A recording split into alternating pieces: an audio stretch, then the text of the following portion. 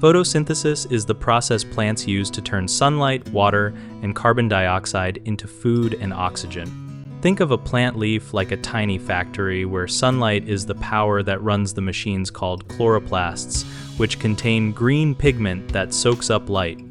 Water moves up from the roots, and carbon dioxide comes in through tiny holes on the leaf surface, and those two ingredients mix with the light energy to make sugar, which the plant uses to grow and live.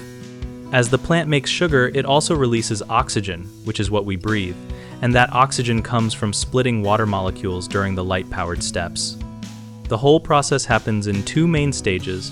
One part captures light to make energy-rich molecules, and the other part uses that stored energy to build sugar from carbon dioxide. A common mistake is thinking plants eat dirt to make food, when actually they use water and carbon dioxide and get minerals from soil for other needs. So remind yourself that soil is mostly for support and nutrients, not the main food. Another error is imagining sunlight is food itself instead of energy, which you can correct by picturing sunlight as the electricity that powers the factory rather than the snack the plant eats. Some people assume all plants do this the same way, but different plants have variations for hot or dry places, so know that the basic steps are the same even if the details change. Visit www.gumballdegree.com to find more videos and resources about photosynthesis.